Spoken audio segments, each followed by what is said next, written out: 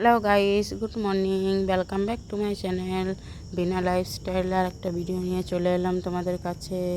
এই যে দেখতে পাচ্ছ, সকাল সকাল উঠে পড়েছি আর ওইদিকে ভাত চাপিয়ে দিয়েছি। আর এখন চান করতে যাব। আজকে স্পেশাল দিন, তোমরা দেখতেই পাবে কি করব সারাদিন। এই যে চান করে নিয়েছি, চলে এসেছি। চান করে দিয়ে তাওয়াটা চাপিয়ে দিয়েছি, ভাতটাও ফুটিয়ে নামিয়ে রেখে দিয়েছি। আর রুটিটা করার পর একেবারে রেডি হয়ে যাব। শাড়ি পরতে হবে, শাড়ি পরতে টাইম লাগে। এই যে রেডি হয়ে গেছি।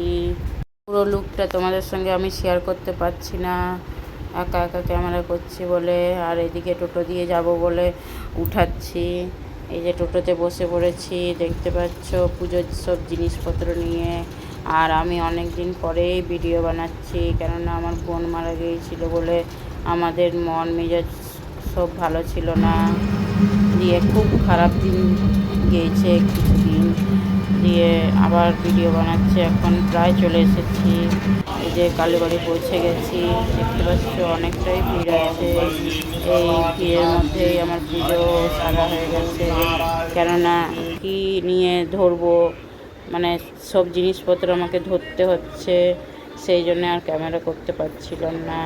এই যে একা চলে এসেছি, ও নামিয়ে দিয়েছে, দিয়ে চলে গেছে। আর এই যে পায়রাগুলো দেখতে পাচ্ছ, আমার কিন্তু সুতো পরা হয়ে গেছে, ব্রাহ্মণকেও আর আমিও পরে নিয়েছি।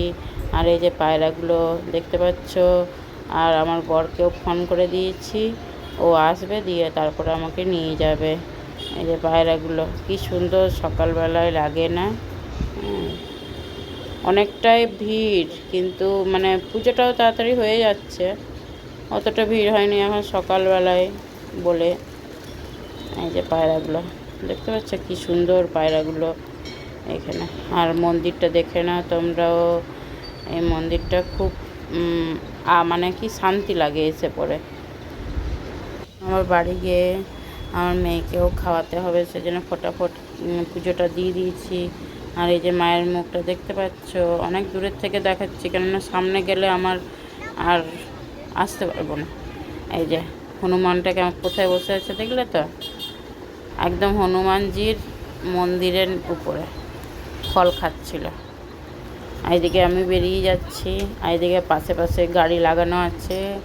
আর এই সাইডে সব ডালার দোকান, ফুলের দোকান সব আছে। আর এইদিকে ঠাকুমা দিদারা বসে আছে, এই যে দেখতে পাচ্ছ।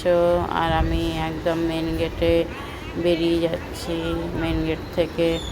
আর ওই সাইডে আমি বসে থাকবো, দিয়ে আসছে রাস্তায়, তাহলে দেখতে পাবে আমাকে রাস্তার পাশে এলেই।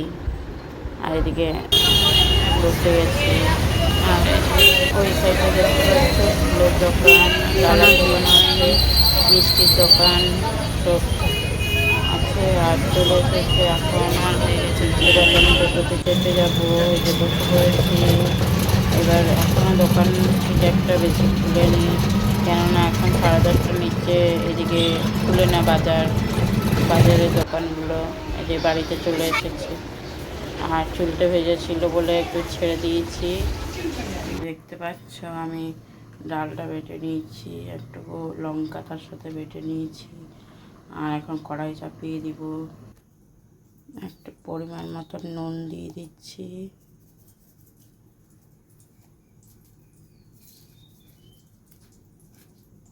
আর এদিকে কড়াইটা চাপিয়ে দিয়েছি, দেখতে পাচ্ছ। এই যে তেলের মধ্যে বড়াগুলো দিয়ে দিচ্ছি, দেখতেই পাচ্ছ।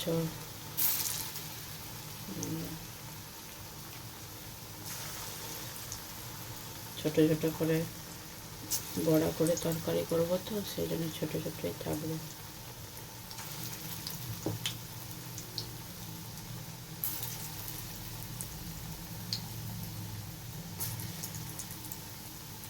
এইদিকে আমার বড়াগুলো হয়ে গেছে, আর এইদিকে তেল চাপিয়ে দিয়েছি, দেখতে পাচ্ছ।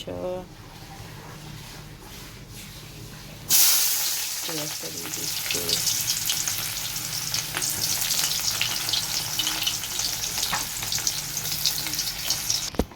যে আমি বড়াগুলো দিয়ে দিয়েছি।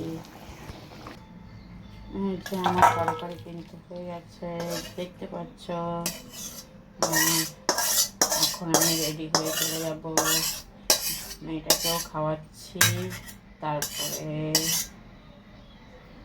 এখন রেডি হয়ে চলে যাব, চা খাবো। তারপরে এই যে দাঁড়া দেখাচ্ছি,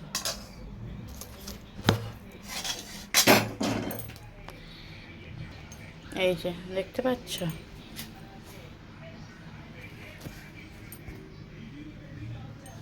কেমন হয়েছে